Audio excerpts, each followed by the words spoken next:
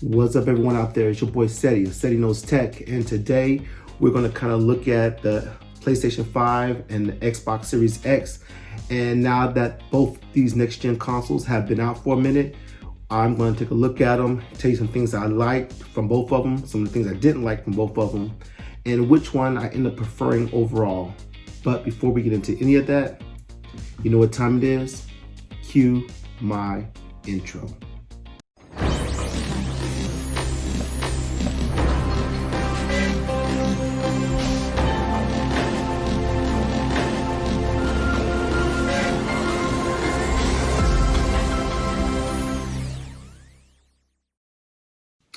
The PlayStation 5 and the Xbox Series X have now been on the market now, available to the general public for maybe not quite a month now, but long enough for me in particular to kind of look at both systems.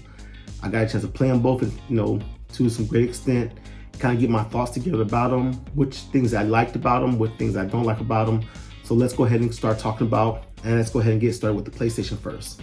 The PlayStation is an awesome device. The PlayStation 5 it exceeded all my expectations, what I was expecting from this machine.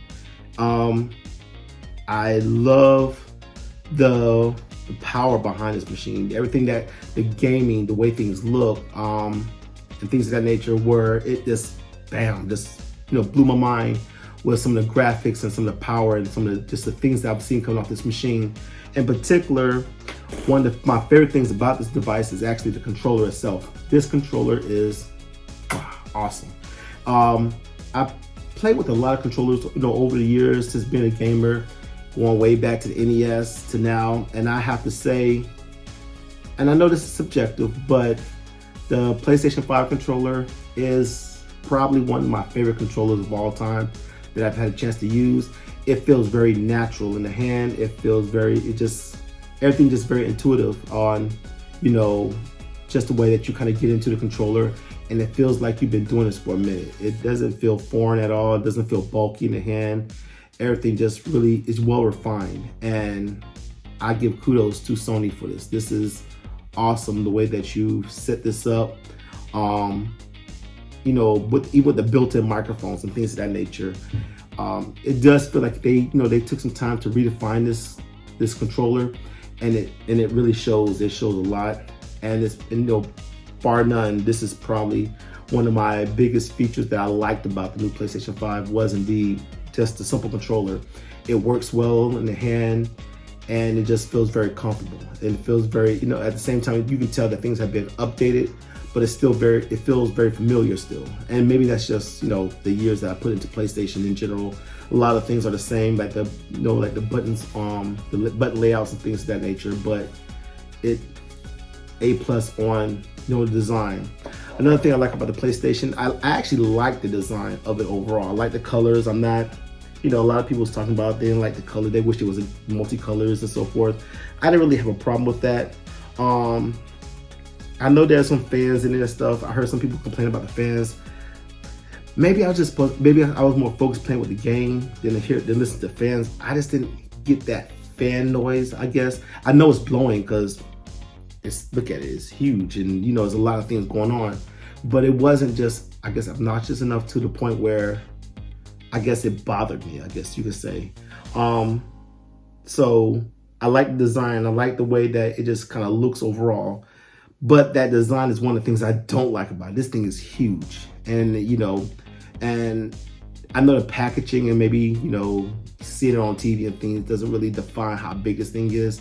But this thing, it's a beast. It's a beast.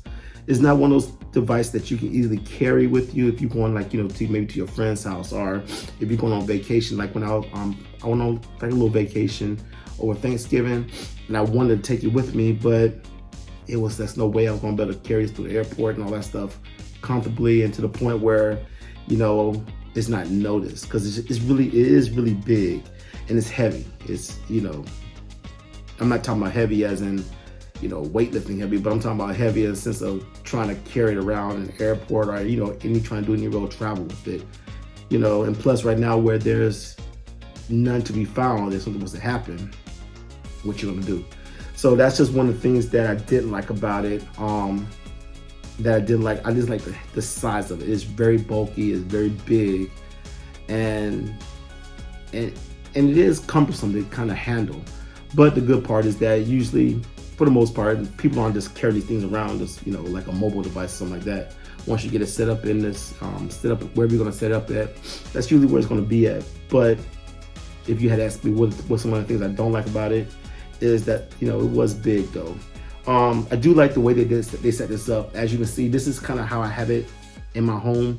I kind of laid it like, you know, horizontal compared to vertical, but you can set it up either vertically or horizontally.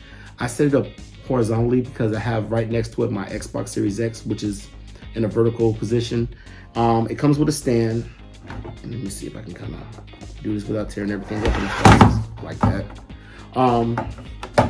It comes with this stand right here that you can kind of, it works both ways. If you want to set up vertically, you can use this stand, or horizontally. And it just kind of sits on it and then locks into the back with those little teeth, I guess you can call them, so that it can kind of sit, you know, still and kind of, you know, secure. It's not going anywhere, but I like that they kind of gave it some thought about, you know, if you want to set up vertically, you can. If you want to set up horizontally, you can do that too. What I love about this is the way that they launched with some decent launch titles that was kind of exclusive to the PlayStation. In particular, the Spider-Man Miles Morales game. If you haven't played that game or haven't even sat down and really watched it, you really need to. That it highlights some of the strengths of this console. That game is A+ all around. I haven't found a single person yet that said, you know what, I hate this game. The Spider-Man Miles Morales, it showcases this system perfectly. It showcases the textures, the speed, just the raw power of this device. And I'm sure there's gonna be more games that come out that kind of do a better job of that. But Spider-Man Miles Morales, awesome job with that. But it came out with some titles, you know, in particular Spider-Man game that kind of showcased that, where it was the Microsoft kind of flopped on that area. So with that said, let's go ahead and talk about the Xbox Series X, some of the things I liked about it and some of the things I didn't care for. So talking about the Xbox, let's kind of move this up some, I guess you can say. Just kind of move this up some. I hate moving. This thing is so heavy and so bulky. I just really hate moving it because of that. Now, the Xbox also came out, you know, about that same time. I think it was like, this one came out, I think 2 days. It came out that Tuesday. PlayStation came out that Thursday. But again, Microsoft did a banger job of this. I love the Series X. I've been a Microsoft fan, or not Microsoft fan, I should say an Xbox fan for a long time. I absolutely love my Xbox. It's been my primary console, even though I had, like, you know, the PlayStation 4 and the various Xboxes. I always kind of went back to the Xbox. It was the thing that I was most familiar with and the thing I just kind of liked the most. And they did a terrific job of the form factor. Unlike the PlayStation, the Xbox is more easier to deal with. It's still got some heft to it. It's not a light device, but it's not as just, you know, just huge and just this mammoth machine like the Xbox is. I mean, Xbox, the PlayStation is. The PlayStation was just huge, whereas the Xbox kind of more refined, and it kind of get this kind of long, kind of like more elongated rectangle box sort of setup. And up here, you can see there's a lot of the ventilation. That's where the air will ventilate from. They got some as well in the back here. As you can see here, there's some fans back there as well. The Xbox, so when it comes to implementation of the form factor, all day, Xbox Series X I haven't dealt with the S, so I can't talk about that. But for the X, Xbox Series S, all day, they did an awesome job with that. Another thing I love about the Xbox Series X is that they kind of thought about expansion. Back here in the back, you can see there's an expansion card slot where there are now basically SSDs, micro SSDs that you can just push it in there, and turn it back on, and the Xbox will recognize it, and it now becomes a viable hard drive for additional games. To me, that's awesome because the PlayStation doesn't have that. You can add more drives, but it's through the USBs and things of that nature. Whereas with the Xbox, they gave you a port that was dedicated for expansion, and the micro SDs are supposedly run at the same speed and performance of the cards that's already internal to the console. That's a big thing because that means that you're getting the same performance, the same speed, and the same, everything that's internal to the Xbox on the expansion card. Whereas with the PlayStation, if you plug it through the USB, your bottleneck is going to be that connection, whatever that connection is going to be, which is right now the USB-A. They're just standard USBs. So I'm sure they will run, but I'm sure there's going to be some degradation in speed and performance just because the internal cards, the drives internal is going to be, directly on the motherboard, running at SSD speeds. Whereas when you plug it to your PlayStation here, it's got to kind of go through that USB cable, which is going to be a much slower speed than what's internal.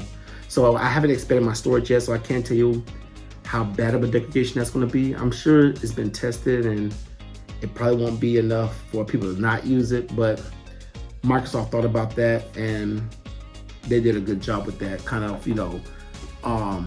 building that in. So when it comes to forward thinking, and I ain't gonna say necessarily future-proofing, but allowing for expandability, once you get past the initial terabyte hard drive that's in here, again, I gotta give a thumbs up to Microsoft. They did a great job with that. Another thing I do like is the controller. Now, I'm not gonna lie, this is the controller that I've been using for years. This is very familiar, and basically it's the same controller in a nutshell to the prior generation. I'm sure there's some little subtle differences and everything, but when I'm playing it, it's familiar territory to me. It feels the same. So I can't knock Microsoft for that, but you just kind of want to see some revolution and some evolution in these devices and these controllers over the years, whereas the PlayStation did a great job with it. The PlayStation, I hate to say it, but I love this controller way more than I love my Xbox controller, and this is what I've been playing with for years. I've been pro Xbox fanboy, me. But this is really beginning to change my, drop that. This is really changing my kind of love for the Xbox controller. I wish that Xbox would have did more, I guess I can say. I wish Xbox would have, not Xbox, but Microsoft would have did more with their controller than to give us a status quo. I wish they would have did, up the game a little bit, but I know they're playing it safe because controllers is something that's very intimate to a person, especially if they're very familiar with it. So if you change it too much, people's gonna gripe about it because it's different, it feels different. But then you got the other part, if you don't change it at all, then you got me complaining because you're like, dude, PlayStation did that with theirs. They could have did something with this. So when it comes to controllers, I'm still gonna give it to PlayStation. Yeah, that part. Another thing that I don't like about, I'm not gonna say I don't like the controller. I do like it. I just wish they would have did more like the PlayStation did. But one of the things I don't like, and this is notorious of Microsoft, God, and they drive me insane with this crap, is that they will release these awesome products, and they will falter or just fall flat on some very vital parts of it. And in this case, they just dropped the ball with launch titles. Nothing came out on the Xbox that was more really exclusive and really just boom, showcased the raw power of this device, like PlayStation did or Sony did with Miles Morales and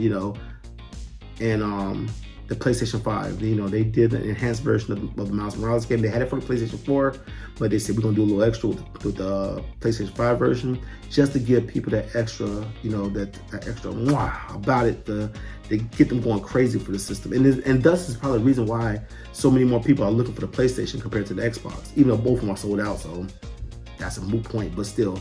But they dropped the ball. There's no reason why Halo should have not shown up at this launch. I can't forgive Microsoft for that. I can't. I'll wait. I can't think of a single reason. And I'm a software engineer. This is what I do for a living. I design software and things like that. But I know things happen. I know you can fall behind schedule, but I would have rather Microsoft not launch this than to launch it without Halo. And it's not that I'm a big Halo fan, but I'm in this technology field and I know what this means, and hardware can only go as far as software allows it. So if you don't have anything from a software standpoint that doesn't kind of helps promote your device or whatever, I don't care if you have the baddest computer in the world with the strongest GPUs in the world, but if you don't have the software to complement that, who cares? Honestly, who cares? It's just something that's blowing air and spinning fans on my desktop, on my table. That's real. Software runs everything, and you can be a spec king and I got the best specifications ever, but if you don't have the software to back that up, nobody cares. And that's what happened with the Xbox. I'm about the title that it came out with and they enhanced. Awesome. Call of Duty, mwah. NBA 2K21, mwah. But that's also on the PlayStation. Looks just as good. Looks just as good on PlayStation. So nothing came out that was really just promoting the Xbox. Whereas Sony had, they had Miles Morales that everybody went crazy for. That's real. That's real talk. So that's the reason why I think that Sony did a better job with their system than the Xbox did. And this is notorious of Microsoft. They do this crap all the time, and it's sickening. Okay, Xbox, no Halo. Cut. Let's go Surface Duo. Awesome device, beautiful phone. Buggy launcher, buggy software. And Surface Pro X. Again, beautiful piece of hardware. Awesome implementation. Software compatibility. Emulation software, pure sucked. It sucked. And Microsoft got dinged for it. And they're a software company. That's what gets me crazy. They are a software company. If anything should be shining in their corner, is software. And Microsoft just keeps dropping the ball every time, even with their own operating system. I can't tell you how many times they send out a patch and it breaks your computer and they got to recall it. I'm like, it's sad when their company has a saying that people say about a company and it holds true. They be like, if it ain't broke, it ain't Microsoft. I'm like, and it keeps playing even with the new Xbox. Your, showcase piece of software doesn't come up and isn't ready for the launch of the console. And I'm a Microsoft fan. I am a Microsoft fanboy.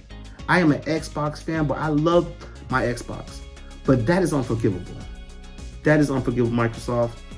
And I'm really getting tired of having to defend Microsoft to other people when they ask me all these things, because they're not lying. I can't defend it. I don't know. I don't work for Microsoft. They dropped the ball yet again. So, which system? At the end of the day, now that I played both, I'm in both systems deep. I got them both. Which one do I like more right now? At this moment, which one do I like more? You probably guess it. I am an Xbox fanboy, and I love this Xbox. It is awesome. There's some definite issues that Microsoft did from a software standpoint and getting that stuff ready for launch, but I still love my Xbox. But as of right now, I got to put the crown on the PlayStation. They did awesome. Yes, it's big, but I'm not carrying this thing around. It's not a mobile device. So to me, that's a moot point.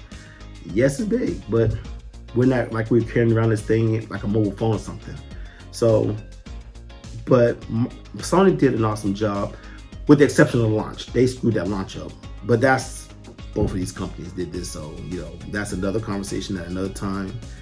Something else I'm getting sick of these companies doing. They talking about, I think it was Sony that tweeted they weren't quite prepared for the response or something to that nature or something like that. I'm like, really, bro? Really?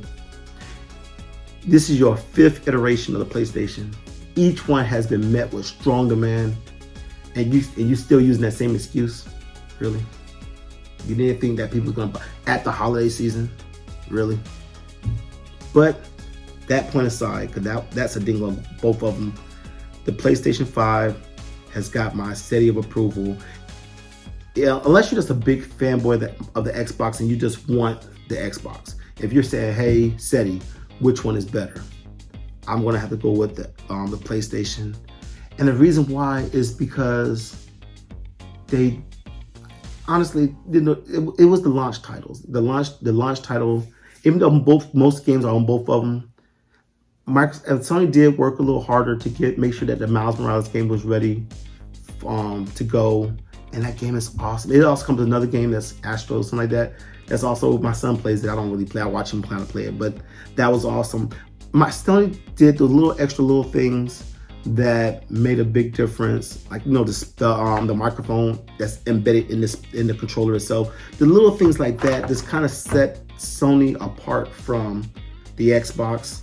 And at least as of right now, until maybe more titles come out that can actually showcase the Xbox more.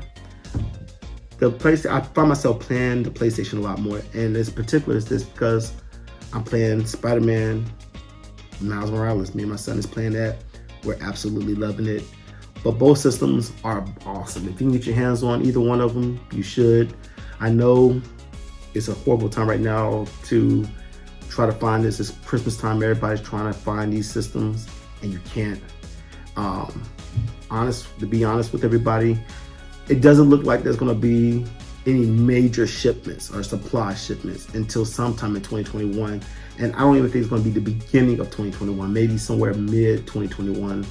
And a lot of different factors is kind of contributing to that.